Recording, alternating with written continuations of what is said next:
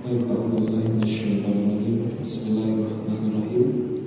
Assalamualaikum warahmatullahi wabarakatuh. Waalaikumsalam warahmatullahi wabarakatuh.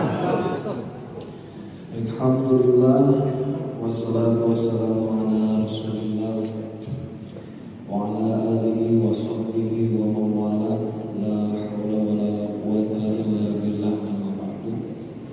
Alhamdulillah, Ustaz dan Ustazah kalian yang Allah muliakan, kita dipertemukan kembali oleh Allah Subhanahu wa taala dalam kondisi sehat walafiat, dalam kondisi yang terbaik, insyaallah dalam kondisi keimanan yang terbaik, yang hatinya selalu tersambung kepada Allah Subhanahu wa taala. Karena seorang guru tidak boleh terputus hubungannya dengan Allah Subhanahu wa taala. Tidak boleh seorang guru kehilangan kehidupan jiwanya. Karena seorang guru yang mati jiwanya tidak akan pernah mungkin atau mustahil mampu menghidupkan jiwa dari murid-muridnya. Setuju atau tidak? Setuju. Oleh karena itu mari kita pastikan jiwa kita hidup dan tersambung selalu kepada Allah Subhanahu wa taala, minimal dengan zikir-zikir kita. Minimal dengan doa-doa kita kepada murid-murid kita semua. Minimal dengan kita memberikan yang terbaik, totalitas di dalam bekerja itu caranya kita berzikir kepada Allah Subhanahu wa taala. Dan alhamdulillah hari ini kita dipertemukan oleh Allah di tempat yang terbaik, suasana terbaik. Insyaallah kita berdoa kepada Allah Subhanahu wa taala, kita pun akan dikumpulkan kembali Allah Subhanahu wa taala di tempat yang terbaik pula nanti di akhirat insyaallah. Kita bisa bersama-sama melihat wajah Allah, Rob Tuhan yang hari ini kita sembah, Rob Tuhan yang hari ini kita rindukan. Suatu hari Allah akan perlihatkan wajahnya dan kita menatap wajah Allah dengan berseri-seri. Itu tidak ada kebahagiaan yang lebih tinggi daripada surganya Allah, kecuali kita bisa melihat wajah Allah Subhanahu wa taala. Hari ini kalau kita merindukan seseorang kemudian ketemu, gimana rasanya Ustaz? Bahagia gitu ya. Saya selalu membayangkan seandainya hari ini di depan kita ada Rasulullah. Kira-kira apa yang akan kita sampaikan kepada Rasul dengan pekerjaan kita hari ini? Dan saya berandai-andai apa yang akan dikomentari oleh Rasul dari pekerjaan kita. Masih pantaskah kita bisa bersama Rasul? Itu pertanyaannya. Karena capek-capek apa kita hari ini begitu ya? Kita saudara-saudara kita ada yang lebih dulu sudah menghadap Allah begitu ya, kayak tadi contoh Stephen gitu ya, dengan amalannya luar biasa. Nah hari ini kita masih diberikan kesempatan oleh Allah. Amalan apa yang bisa kita berikan untuk Allah Subhanahu wa taala? Itu penting. Saudara-saudara sekalian yang Allah muliakan, alhamdulillah bahagia sekali bisa ketemu dengan para guru yang luar biasa. Mohon izin, ini Al-Fakir ini baru jadi gurunya gitu ya, belum banyak pengalaman. Baru 15 tahun begitu. Atau mungkin sudah ada yang lebih dari 15 tahun. Tetapi hari ini mungkin Allah takdirkan saya di depan untuk sharing berbagi dengan semuanya. Bagaimana kabarnya hari ini? Bahagia? Bahagia? Insyaallah bahagia. Saya selalu menyampaikan jadi guru harus bahagia. Guru tidak boleh tergoncang jiwanya. Lihat, setiap para nabi atau para sahabat atau Rasulullah sekalipun, setiap jiwanya terguncang karena sebuah peristiwa, maka segera Allah tenangkan jiwa Rasulullah. Karena seorang guru kalau jiwanya tergoncang bahaya. Yang jadi korban siapa? Muridnya. Maka guru yang tergoncang jiwanya selalu memiliki pikiran atau mindset yang negatif terhadap muridnya.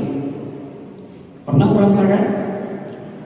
Pagi-pagi jiwa kita sudah kesal ketemu murid, bawaannya gimana? Yang wali asrama mungkin yang ngerasain tuh. Baru juga kita bangun tidur, santri susah dibangunin, itu udah mulai kerasa ya. Emosi itu digoncang. Makanya lihat ketika Rasulullah di tahun kesedihan, jiwanya tergoncang, Allah segera selamatkan jiwanya dengan apa?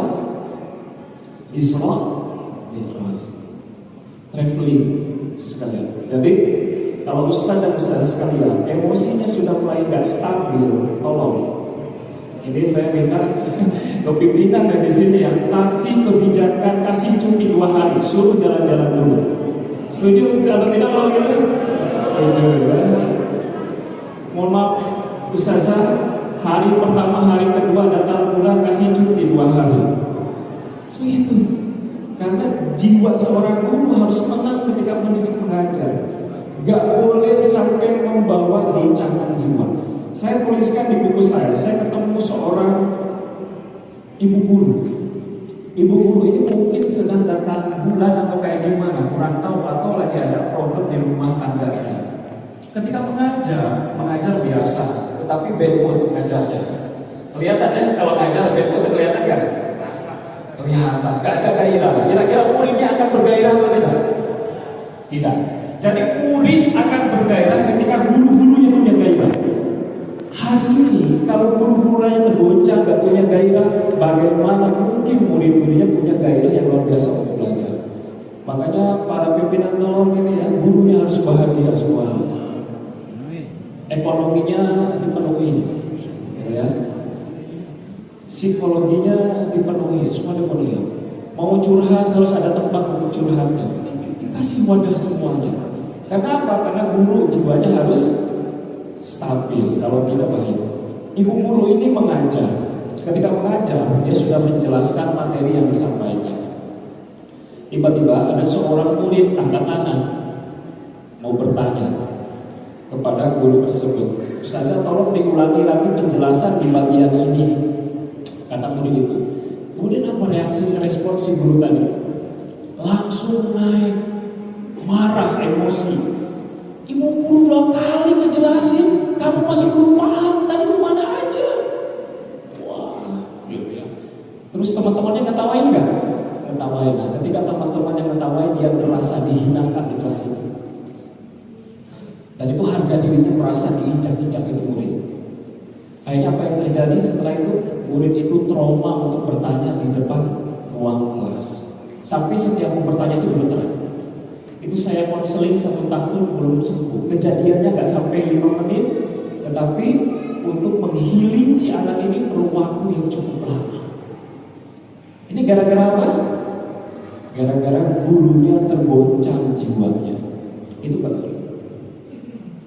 Hari ini berapa banyak murid yang guru-guru yang tergoncang jiwanya karena masalah salah memahami atau meletakkan mindset jadi guru. Murid sama dengan beban. Siapa yang megang halaqah? Ada yang sampai hari ini megang halaqah ngerasa binaannya itu beban. Ya sudah halaqah. Ada? Jujur ada? Kalau masih ada, itu kegagalan sebelum kita berperang gitu. Bayangkan kalau kita punya beban seperti itu, kita bisa analisis kira-kira berhasil nggak mendidik murid-murid tersebut? Enggak. Akhirnya apa? Seorang guru bersikap tergantung konsepsi dirinya tentang murid-muridnya. Itu satu. Kalau masih jadi guru sama dengan beban, pekerjaan sama dengan beban, selama itulah kita nggak akan pernah berhasil mendidik sebuah generasi. Dan tidak akan pernah ada yang namanya cinta di dalam proses pendidikan itu. Gak akan tuh yang namanya pengorbanan itu gak akan ada sekali. Karena begitu mindsetnya semuanya beban, bukan gitu ya. Nah maka kita harus mulai ubah mindset kita tentang murid-murid kita kalau kita mau mengembalikan spirit kita sebagai seorang guru. Itu yang kami lakukan. Selama guru belum mengubah konsepsi jiwanya, selama itulah tidak akan pernah dia menikmati jati dirinya sebagai seorang guru. Bahkan hatta sebagai seorang pegawai pun dia tidak akan menikmati. Kita akan bandingkan, kadang-kadang saya usil saudara sekalian. Kita ini karyawan atau pekerja? Kalau ikatan dengan lembaga, karyawan. Setuju atau tidak? Karyawan. Kalau saya lebih banyak hari ini bukan karyawan justru yang banyak. Hari ini lebih banyak pekerja. Kalau karyawan itu artinya orang yang berkarya. Kalau kita tanya hari ini, kalau kita sebagai karyawan, mana karya kita? Hari ini kita banyaknya kerjaan, kerja aja tanpa karya. Oke, pagi sampai sore karyanya nggak ada. Jadi guru karyanya nggak ada. Hari ini kenapa para guru banyak hari ini nggak dihormati murid-muridnya karena nggak ada karyanya. Sudah berapa lama kita mengajar? Ada nggak buku yang bisa kita tuliskan? Ulama dulu itu semua guru punya karya kitab dituliskan. Hari ini kita tuh malas tulis juga. Bahkan padahal menulisin itu pekerjaan kita hari-hari. Kita guru apa? Bikin modul tentang pelajaran kita. Yang paling bagus, yang paling baik gitu. Kita tuh akhirnya nggak ada karyanya. Makanya nggak menginspirasi para murid-murid. Saudara sekalian, saya ingin membawa yang sering kami sampaikan. Mari kita melihat murid-murid kita sebagai sebuah generasi itu penting. Ini saya sering kembalikan.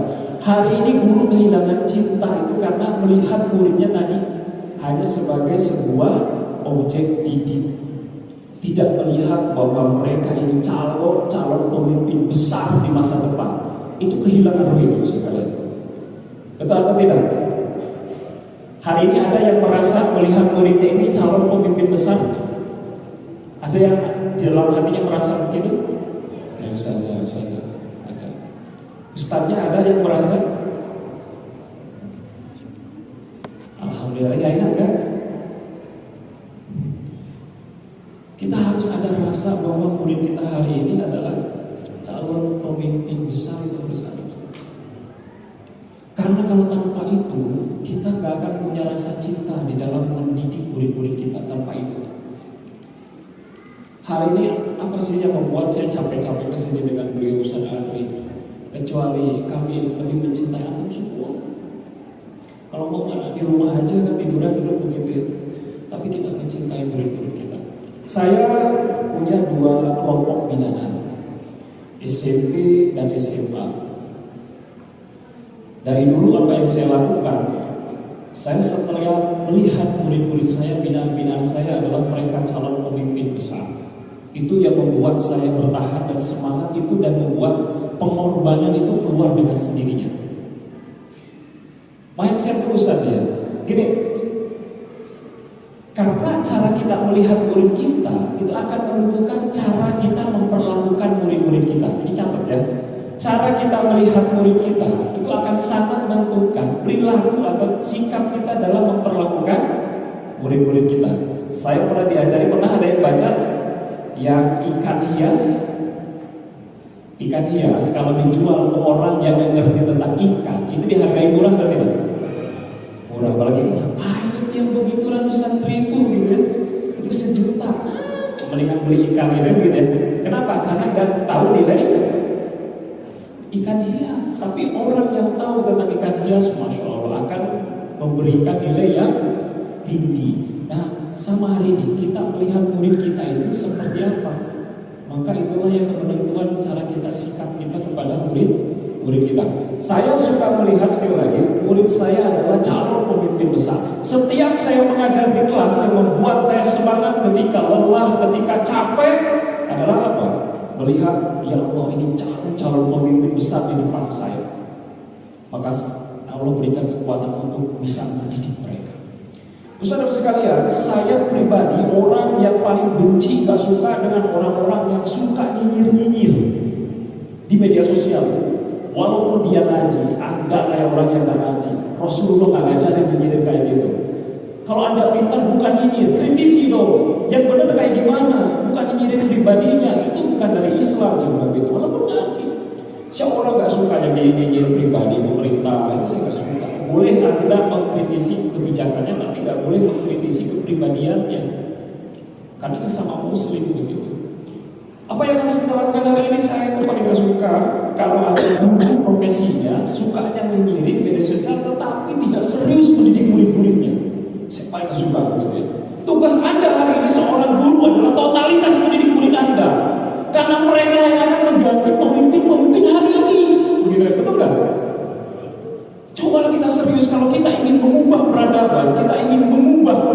kondisi negeri kita hari ini, tolong ada calon-calon pemimpin besar yang sudah duduk di depan kita. Nah, hari ini kita melihat itu atau tidak?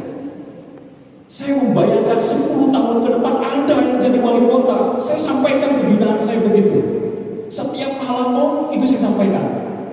Anda suka ini, Anda calon ini, Anda calon ini, Anda calon ini. Buktikan 10 tahun Anda yang memimpin kami. Begitu. Anak-anak saya sekalian, para santri itu tidak akan pernah tergerak.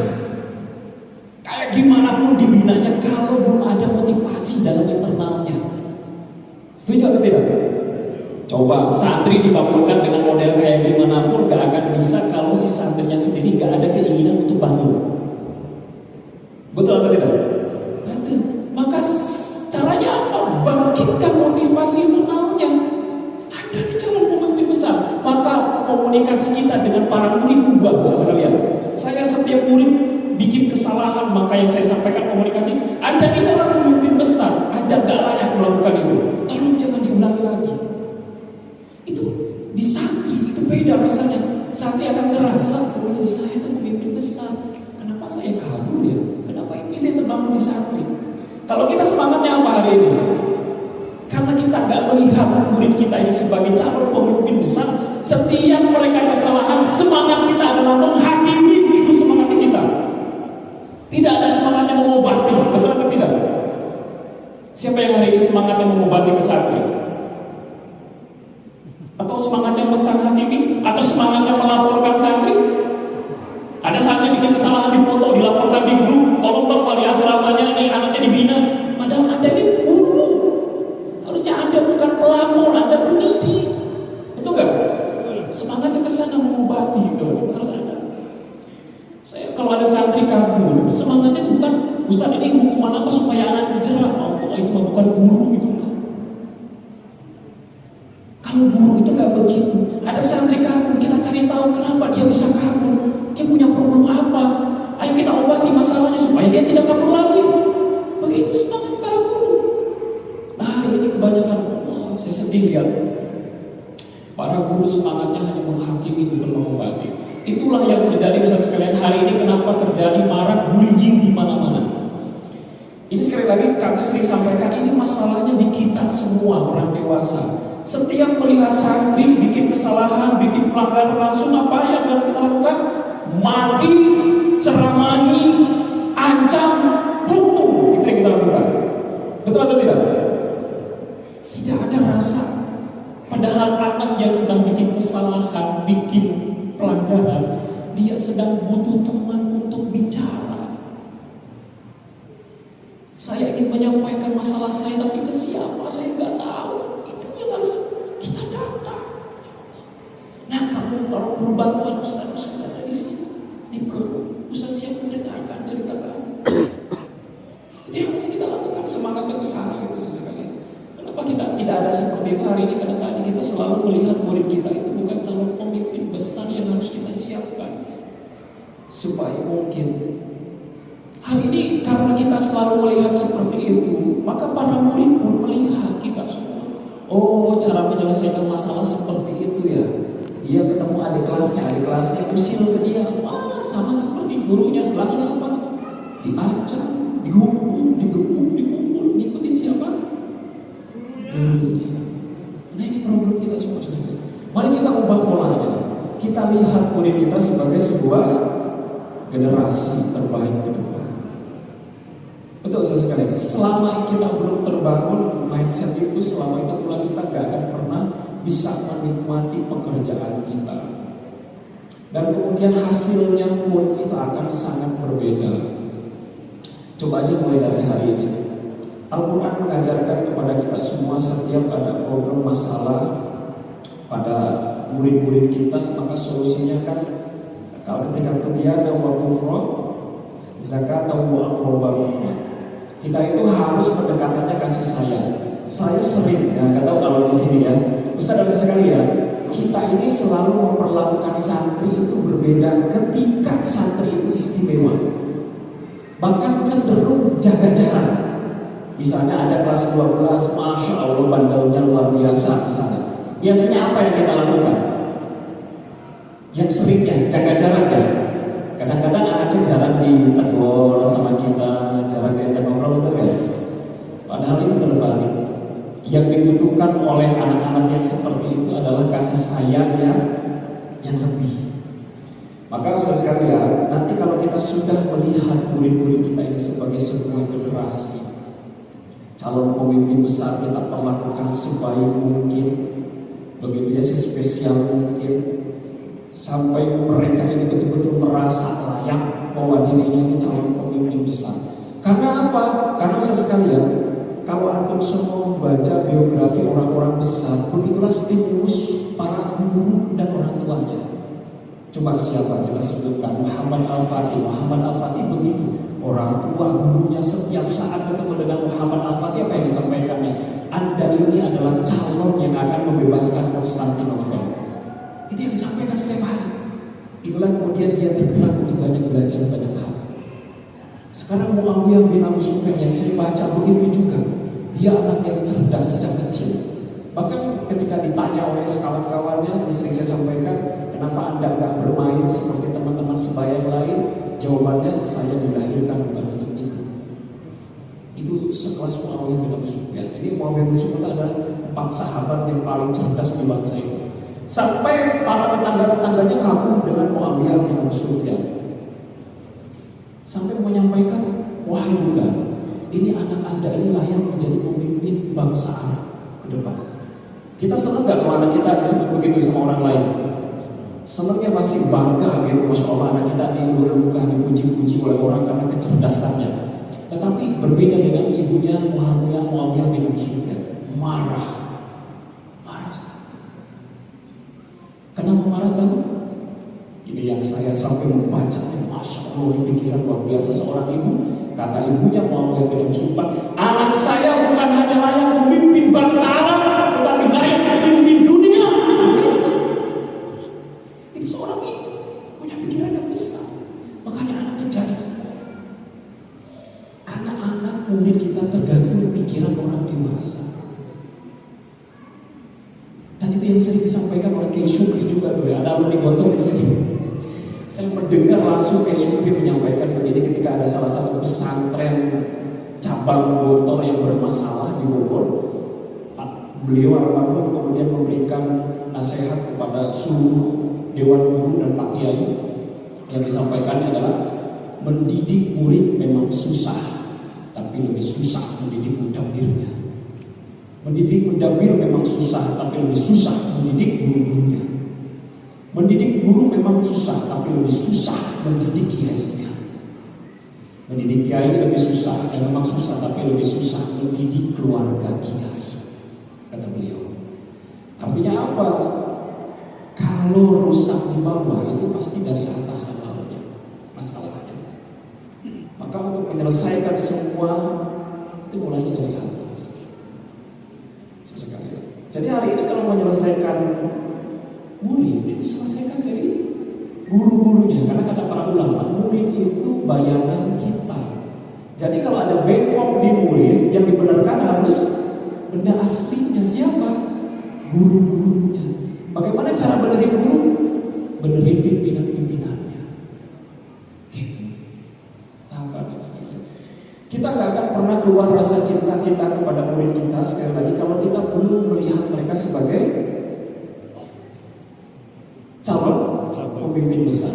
Ustaz sekalian, saya punya guru namanya Ustaz Arif Rahayat yang sekarang memimpin Baitul Quran di Beras Bogor, Baitul Quran di Beras Bogor, Baitul Quran Cendikia Serpong sama Kalimantan Barat. Apa yang disampaikan beliau? Beliau begitu cinta dengan murid-muridnya. Hampir nyaris muridnya gak ada yang bayaran. Ketika saya tanya, Ustaz, dana operasional pesantren dari mana? Dari Allah. Jawaban seperti begitu. Ya pastilah lewat apa? Gak tahu, Allah kirim aja ke sini. Mereka kan hamba-hamba Allah, ya sudah serahkan sama Allah sepenuhnya yang lain. Terus apa yang membuat begitu cinta dengan murid-muridnya? Sampai saudara sekalian, itu makan. Yang dimakan oleh beliau itu yang dimakan santri, yang dimasak oleh santrinya. Jadi beliau setiap makan itu yang dimasak oleh santri-santrinya. Karena di Baitul Quran itu masak itu oleh santri bergantian.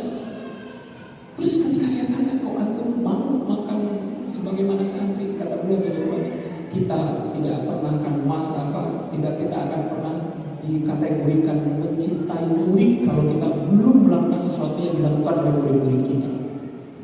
Makanya muridnya nggak ada yang komplain soal makan, soal lain-lain. Kenapa? Karena yang dimakan murid, yang dipakai murid itu yang dipakai oleh pak kiainya. Hari ini tahu nggak kenapa murid-murid kita banyak komplain?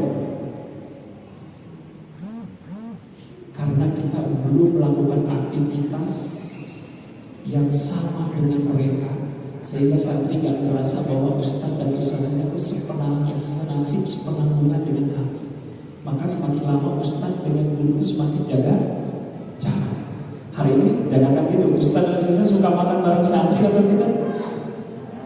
Nah ini masalahnya. Kenapa komplainan murid sampai ke orang tua? Karena murid gak ketemu saluran untuk menyampaikan unek-uneknya, ustadznya gak ada. Sekarang lagi makan gak enak, coba kalau ada ustadznya di situ ustazahnya, bisa kasih masukan ustadznya, gak akan sampai itu ke orang tua. Betul atau tidak? Hari ini kenapa banyak hal cerita yang anak-anak itu lebih sampai duluan ke orang tua? Karena kita jarang ada, jarang hadir bersama mereka.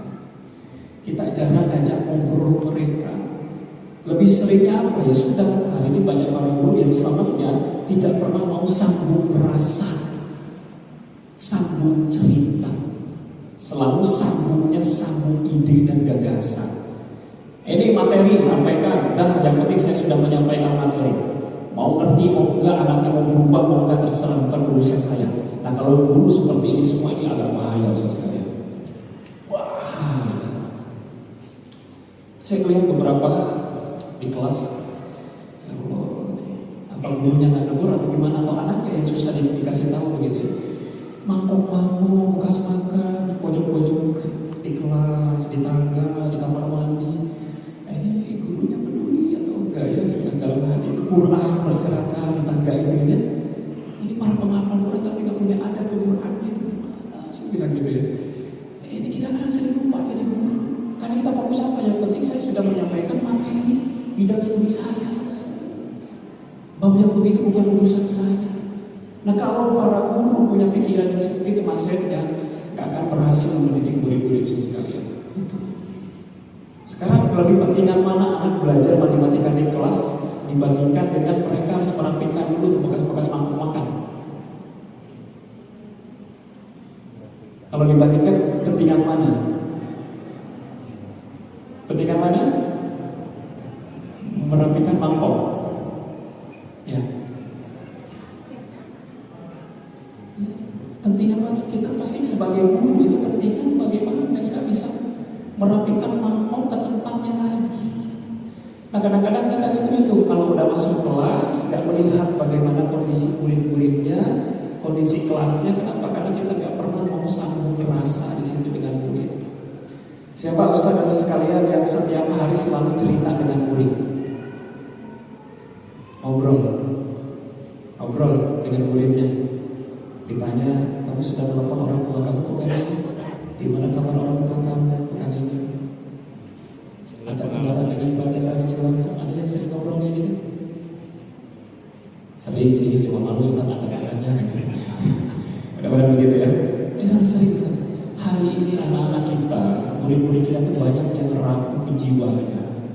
Mereka di rumah jarang diajak ngobrol orang tuanya.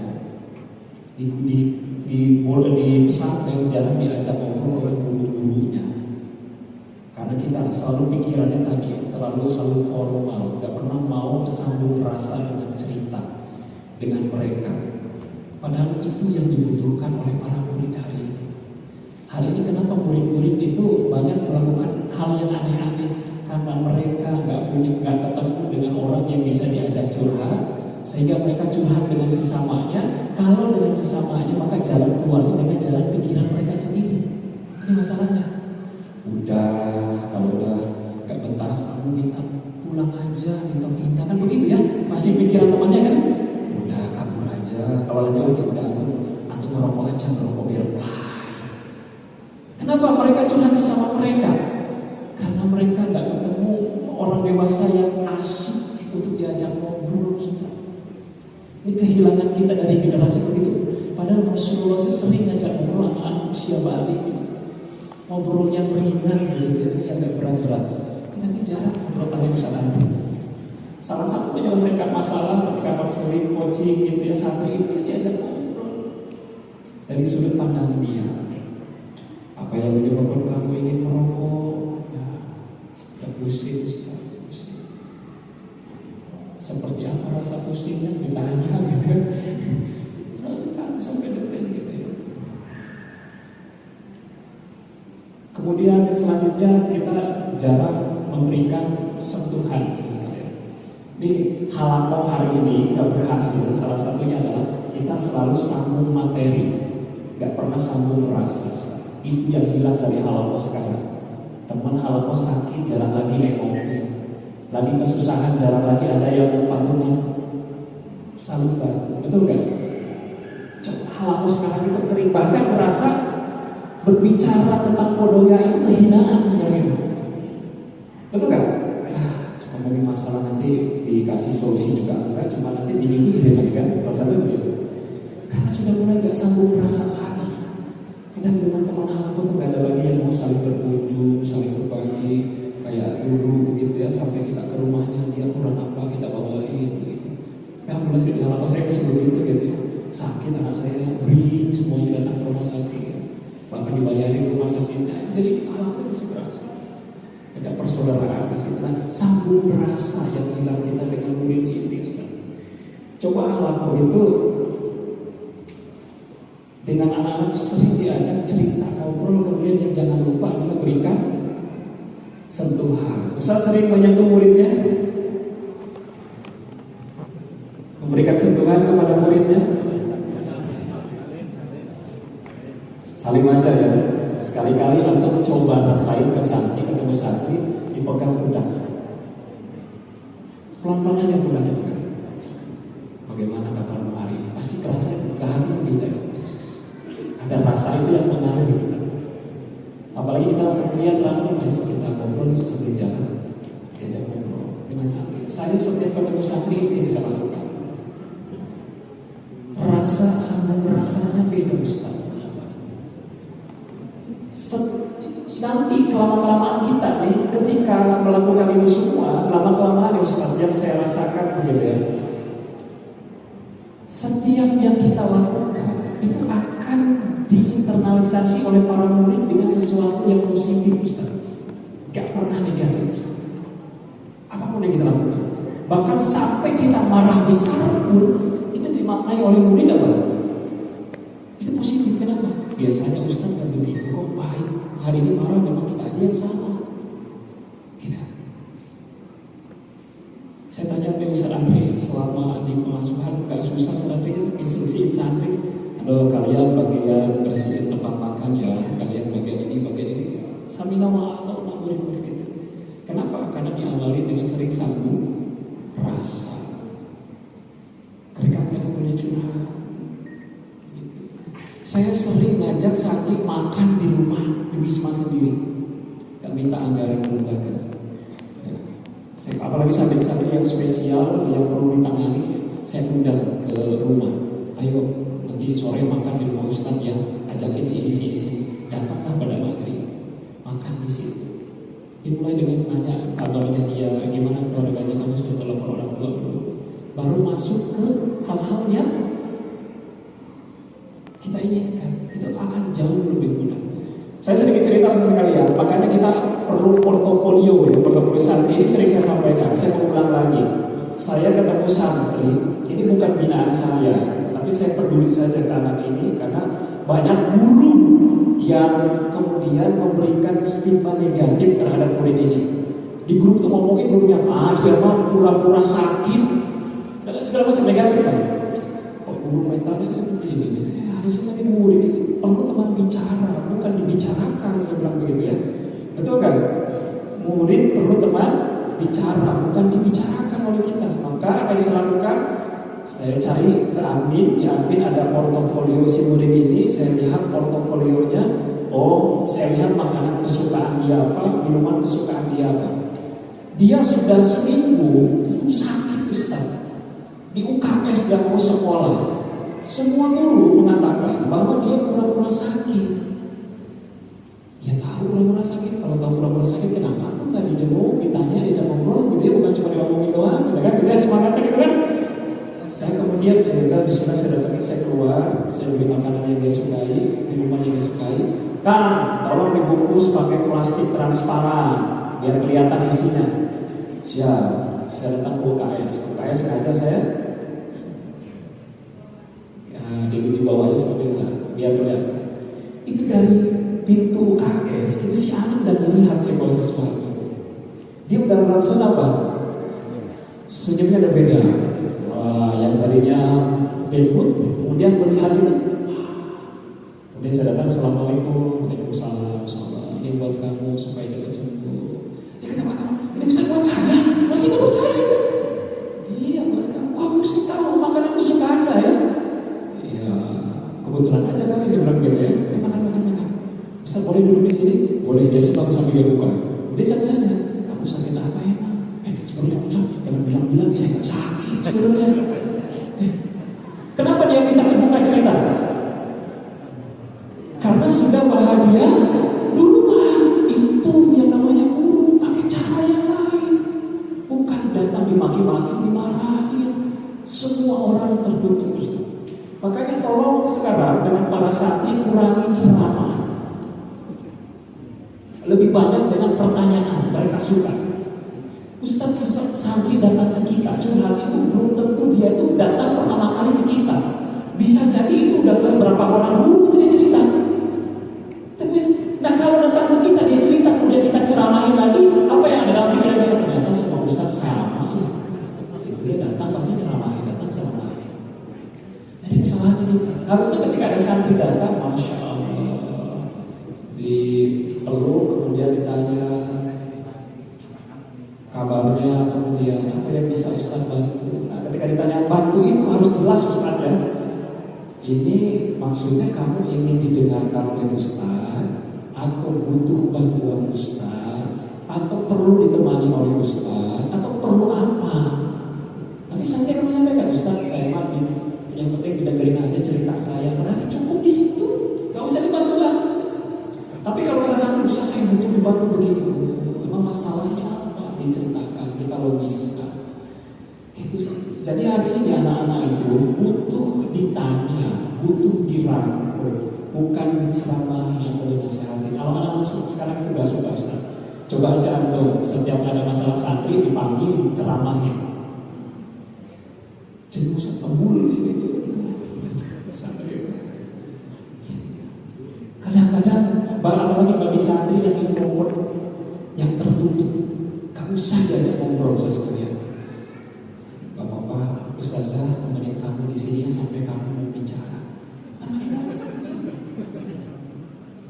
Santri itu kan berdasarkan jenis kepribadian. Datang ada yang datang santri itu, wow, cerewet, sampai kita ngomong kepotongannya ada nggak santri gitu? Sampai apa yang saya lakukan? Kamu boleh ngomong kalau sudah Ustaz persilahkan ya. Setuju?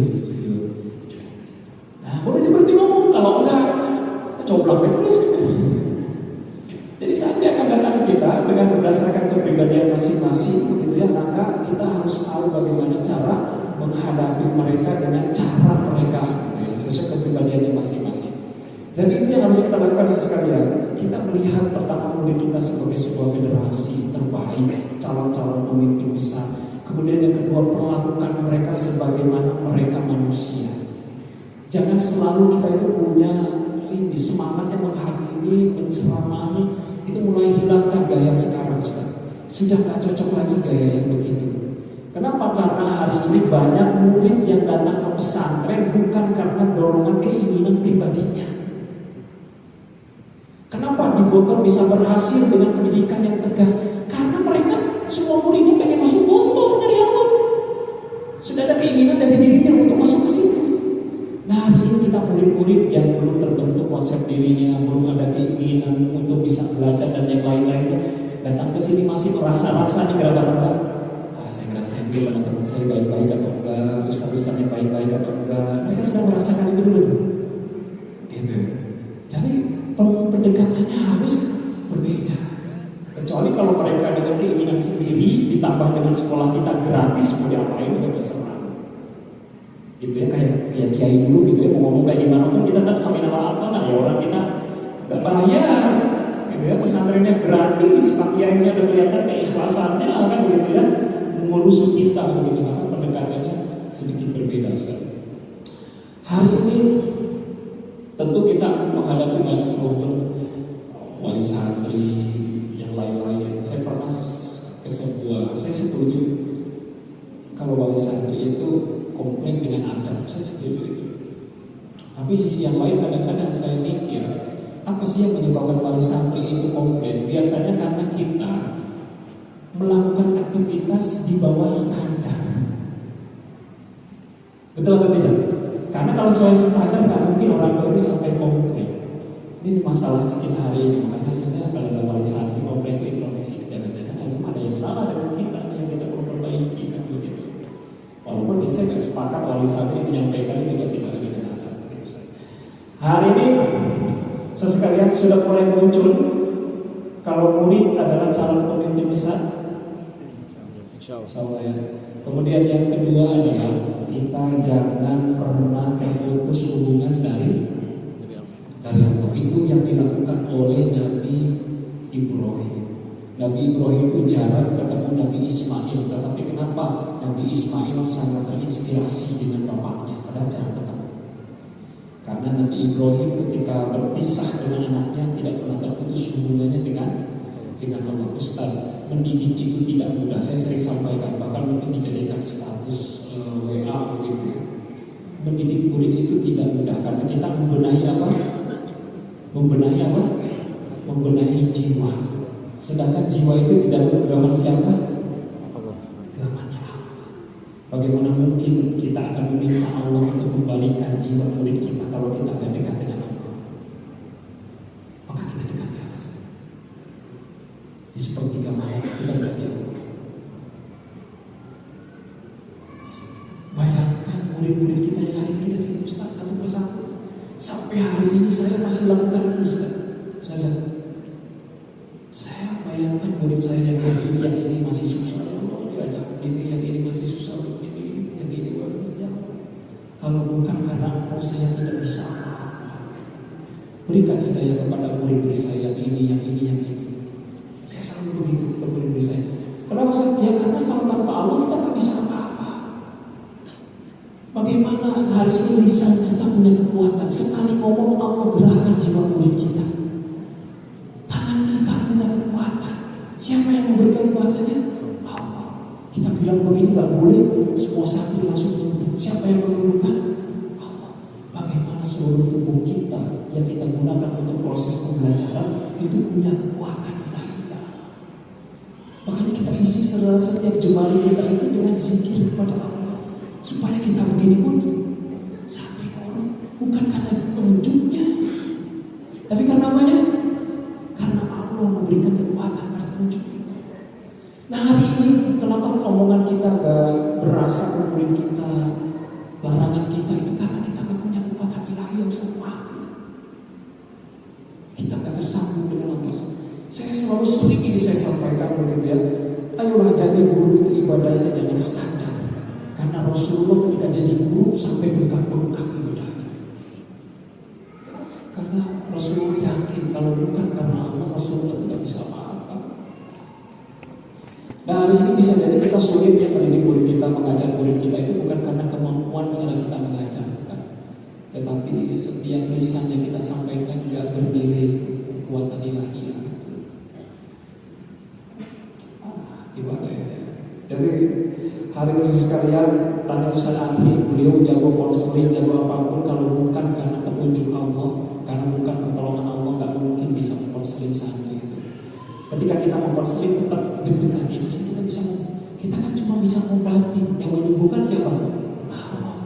Makanya ketika ada sebuah pesantren terlalu bersandar dengan kami, Ustaz ini ada problem LGBT, tolong anaknya diobati. Sampai merasa yakin bahwa kita yang kemudian menyembuhkan. Padahal bukan, kita aja gak ada. Sedang ya, kita mah gak ada merasa bisa menyembuhkan si anak-anaknya yang bermasalah. Hanya Allah. Kita hanya ngajak ayolah kita bangun mulai. Itu sering saya sampaikan sekalian, bahkan saya ini sampai yang namanya kekuatan ilahiyah itu digunakan oleh guru-guru saya.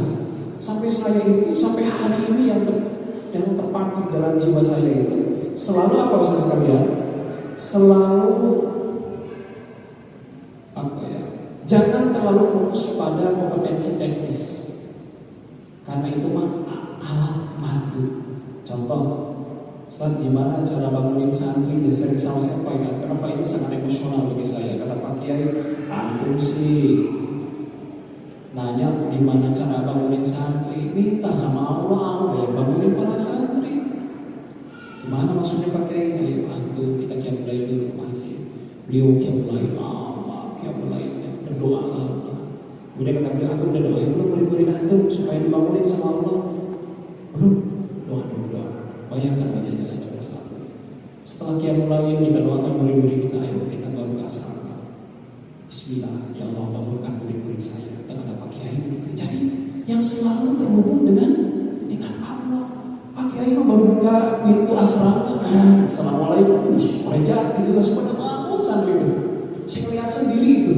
Tuh kata Pak Kiai, yang bangunin bukan saya, Allah yang bangunin. Tuhannya Dia yang menciptakan dia. Semua santri itu langsung pada wudhu. Kayak kanan banget, kayak enak banget. Ini PPKI ini saya nyobain, gak bangun-bangun. Ruhnya beda, makomnya beda. Setiap apapun selalu bersambung dengan Allah. Itu yang saya melihat dari guru-guru saya. Mau ngajar guru saya melihat.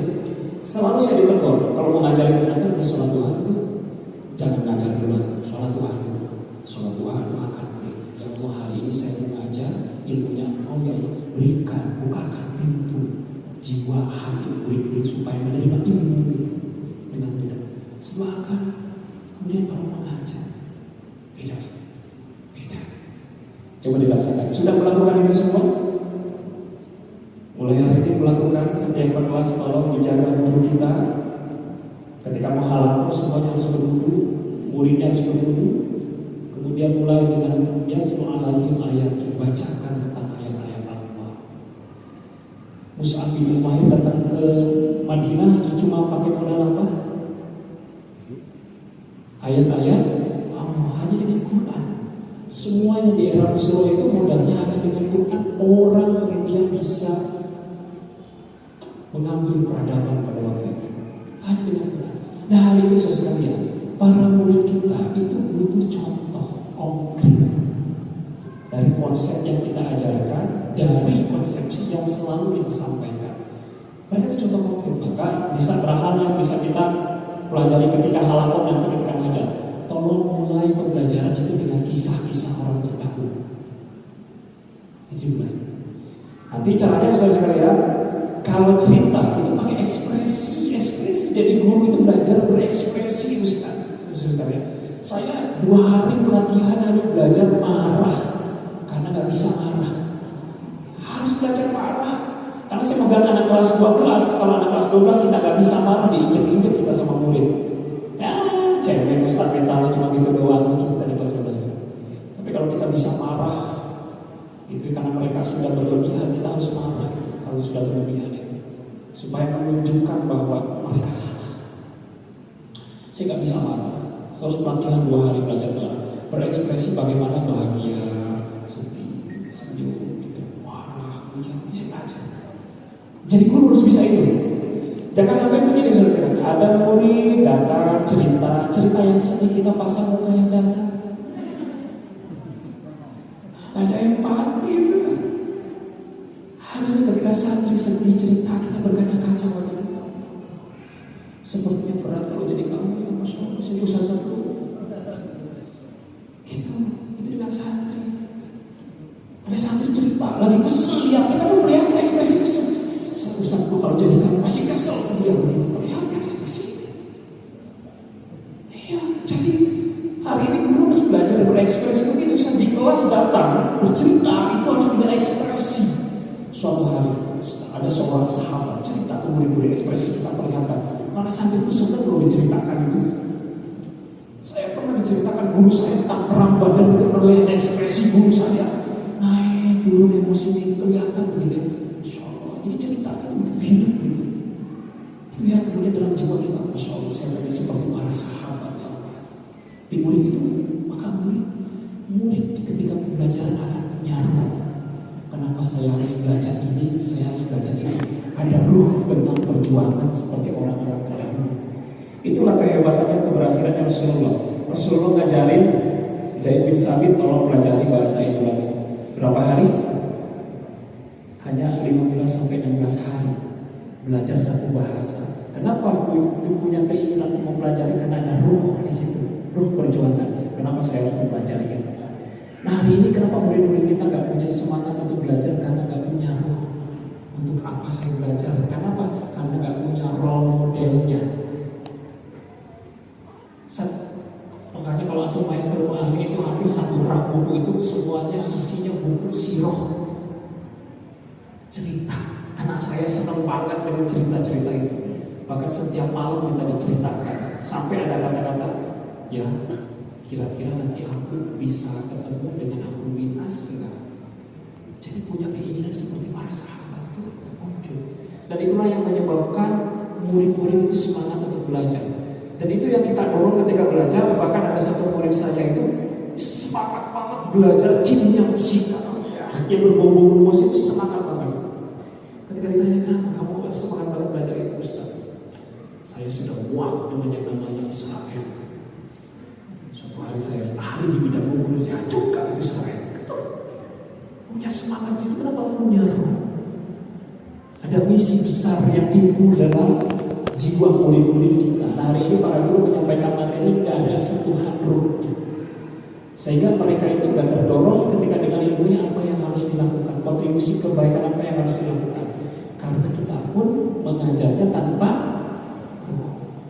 tujuan. Begitu saja. Dapat nggak? Satu poin-poinnya ya. Jadi mulai hari ini tolong lihat murid kita sebagai sebuah generasi, lihat murid-murid kita sebagai calon-calon pemimpin besar. Itu sampaikan setiap hari ke murid-murid kita. Saya mah termasuk di keluarga, ke anak saya sampaikan begini setiap hari. Anda calon pemimpin besar. Datang ya, kenapa saya harus menghafal Quran? Karena Anda calon pemimpin besar. Pemimpin besar harus hafal Quran. Kenapa saya harus belajar ini? Karena Anda calon pemimpin besar. Seorang pemimpin harus punya ilmu. Jadi anak saya itu semangat belajar karena dalam pikirannya apa? Saya harus jadi pemimpin besar. Dan pemimpin besar yang disampaikan itu paham. Saya kenapa? Karena sering diceritakan tentang kisah-kisah para sahabat. Seperti mulianya para sahabat dengan kontribusi yang besar. Murid saya begitu juga murid saya. Saya sering sampaikan sebenarnya. Saya bukan anak kelas 12 di sebenarnya. Saya di awal-awal kelas 12 ada program yang namanya membangun konsep diri. Itu inspirasi nanti ya. Kita buka peta. Anak-anak dikumpulkan di aula, kita buka peta. Dibagi kelompok, Anda buka petanya, Anda buka peta, Anda buka peta, semua buka peta. Ya, tutup peta Indonesia. Itu bisa pakai kertas HPS. Sekarang lihat Eropa, lihat Jepang, lihat Amerika, lihat Australia, lihat itu. Cari oleh kalian kampus terbaik di negeri itu. Oh, mereka cari. Kemudian tempelkan bahwa 10 tahun Anda ada di sana. Kenapa saya bentuk peta Indonesia? Saya ingin mengajak mereka melangkah go internasional, pikiran yang jauh lebih besar, sebagaimana ketika Rasulullah diajak untuk ke negeri Syam di usia 12 tahun, supaya ketika melihat Indonesia itu menjadi kecil, Indonesia juga besar. Akhirnya mereka Islam, saya kuliah di sini, walaupun nggak semuanya nggak mencapai, tapi ketika dapat kampus di negeri, di dalam negeri, itu mendapatkan kampus-kampus ternama terbaik. Kenapa? Karena udah selesai. Jadi ketika melihat ITB itu, ITB kecil, gitu ya. Target saya kan sebelumnya kampus ini kan ITB. Itu tercapai semestinya. Tapi dia nggak berhenti. S2 yang saya akan di sana. Saya akan cari beasiswa LPDP, saya akan kuliah di sana. Itu jadi. Saya punya murid orang Garut, orang kampung Cikajang, rumahnya aja Masya Allah masih pakai bilik. Kita beli. Kuliah jangan di Indonesia. Cuma Eropa, Jerman. Karena dia senang dengan fisika Jerman. Cari kampus terbaik di Jerman. S1, S2 sekarang di Jerman. Cuma diberikan pikiran yang besar, dia bergerak dengan sendirinya, dapat beasiswa, PDP, dan Allah mudahkan sana.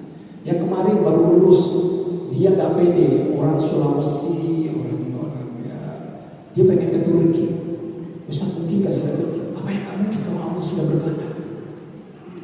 Tapi teman-teman saya ketawain saya. Tapi kamu yakin? Yakin.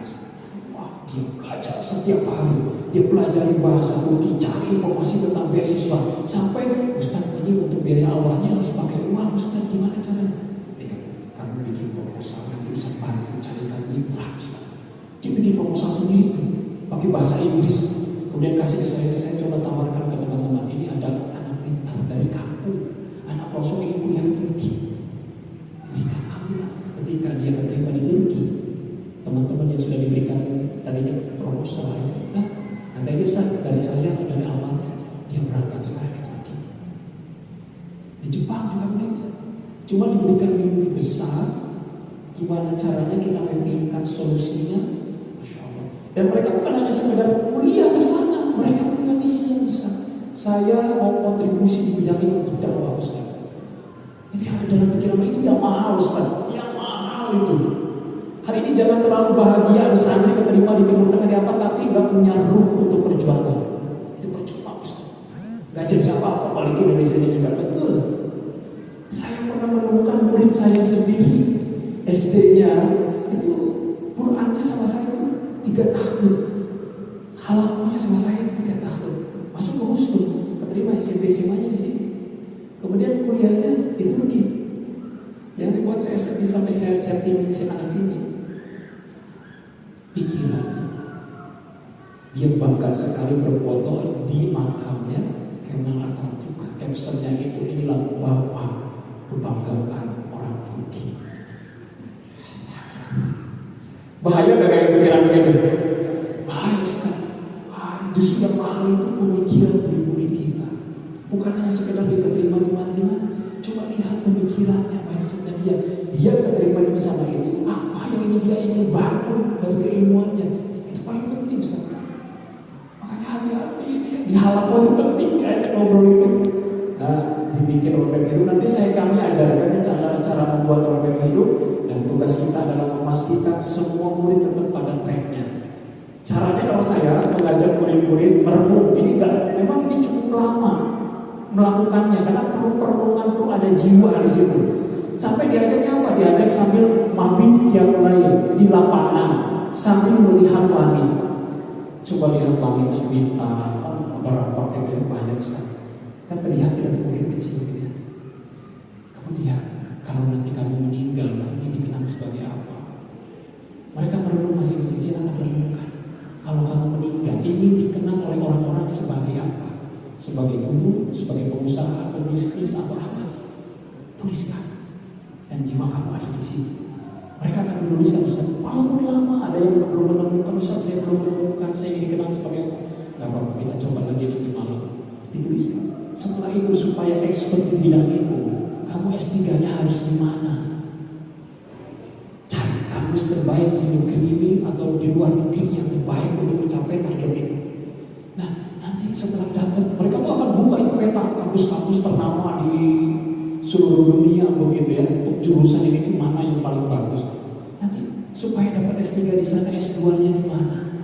Nanti S1-nya di mana? Nanti kamu supaya dapat S1 di sana, apa? Kalau nanti saya pas 12 saya langsung tanya, apa yang harus kamu lakukan hari ini? Nilainya harus seberapa? Siapa saja yang harus kamu temui? Buku apa saja yang harus dibaca? Keterampilan apa saja yang harus dimiliki? Semuanya kapan harus mulai dikerjakan? Mereka baca. Dan itu rata-rata anak-anak yang dibimbing seperti itu, setiap mimpinya satu persatu itu tercapai. Jangan sampai udah kelas 12, ini sering saya temukan Ustaz Adri juga pernah jadi BKN. Udah semester 2, kamu mau kuliah apa? Bingung Ustaz, masih bingung. Jurusan apa yang bagus buat saya? Kadang-kadang rasanya Ustaz, saya mah terserah BK, kata BK ini bagusnya di mana saya ikut aja. Nah, kira-kira akan berhasil atau kalau boleh kayak gini? Aduh, sulit berhasilnya kalau keterima di kuliah. Aduh Ustaz, sepertinya saya salah jurusan. Nanti udah lulus kuliah, udah sudah Ustaz, kayaknya saya harus kuliah lagi deh gitu ya. Hidupnya terlalu jauh gitu. Seharusnya mulai dari sekarang sudah kepikiran mau jadi apa sekali. Dan ini perlu guru sekali lagi, perlu ruh seorang guru. Kalau guru nggak punya ruh, mulai hari ini kita masih hari ini problem kita semua ini yang sering saya sampaikan hari ini masih saja berkutat di situ ya. Walaupun saya nggak bisa ngapa-ngapain gitu ya. Berkutatnya guru sama dengan gaji, bukan guru sama dengan generasi. Masih berkutat di situ itu yang membuat kita nggak produktif sampai hari ini. Harusnya kalau saya gaji itu sama dengan kapasitas, itu yang benar begitu kan ya. Para ulama dulu kan ilmunya luar biasa, makanya diberikan gaji oleh pemerintah besar ya. Karena apa? Punya kapasitas. Hari ini kita baru bisa ngajar bidang studi satu aja pengen gajinya besar, punya kapasitas. Kapasitas kita tingkatkan dulu dong. Layak gak untuk gaji 20 juta sebulan kan begitu ya. Kalau punya kapasitas it's okay, gak ada masalah. Tapi gak apa-apa, kita berdoa kepada Allah Subhanahu wa taala, kita dimudahkan dan rezeki begitu supaya kita bisa fokus, kita totalitas memikirkan murid-murid kita, generasi gitu ya ke depan. Mudah-mudahan dengan begitu, kalau bahasa saya itu kata guru saya, kalau kita mau diberikan kemenangan oleh Allah Subhanahu wa taala, maka selalu menangkan Allah dalam jiwa kita. Dan itu pertarungan setiap hari sekali. Itu setiap hari berulang jiwa kita itu. Bisa contoh, halal kan bukan jam kerja. Itu setiap hari kita tuh dibetulkan kita akan memilih Allah atau akan memilih kerja. Ketika kita memilih Allah, maka Allah akan menolong kita. Itu sering merasakan kan gitu pertarungan jiwa. Saya sering Ustaz.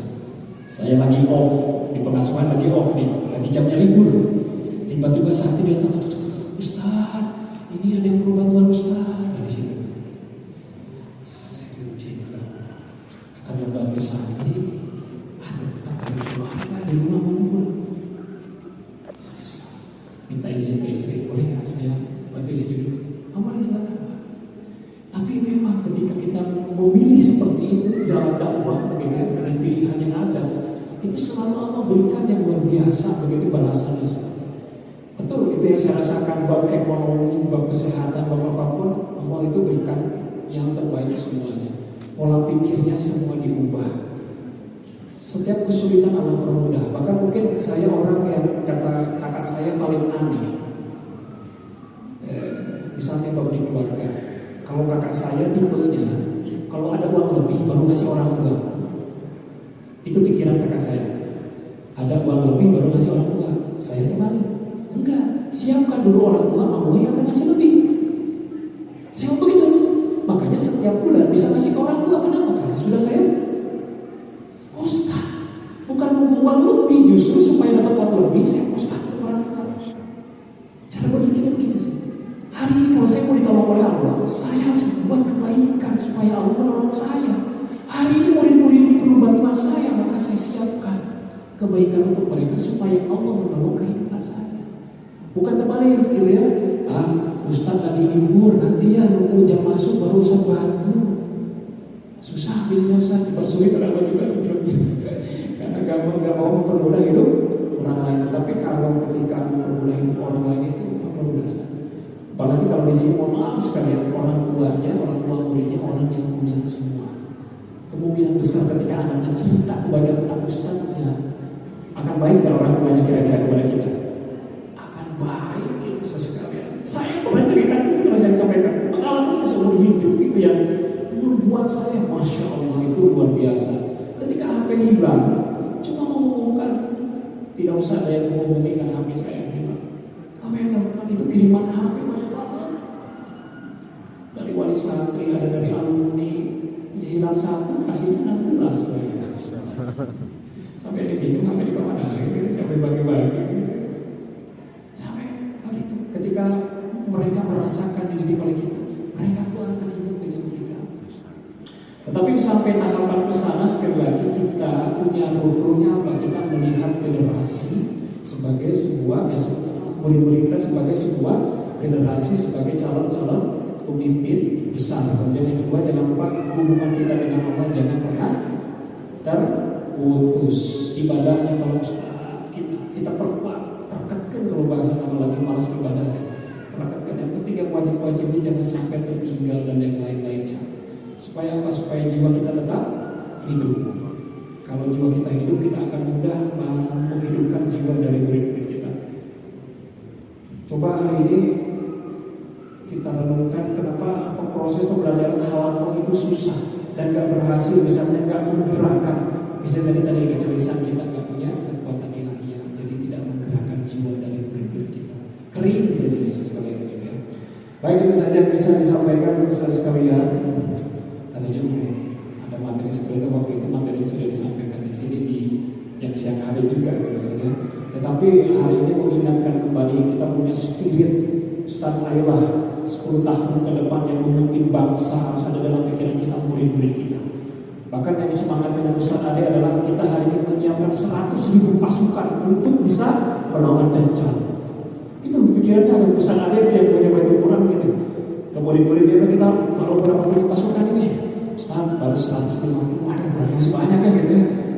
Gak apa-apa, nanti dia punya pesantren lagi, punya pesantren lagi kan jadi banyak murid-muridnya. Itu jangan pernah hilang begitu ya sebenarnya. Kalau hari ini yang masih punya beban emosi tadi ya, di sini hanya 100% kerja gitu ya, gaji mulai geser.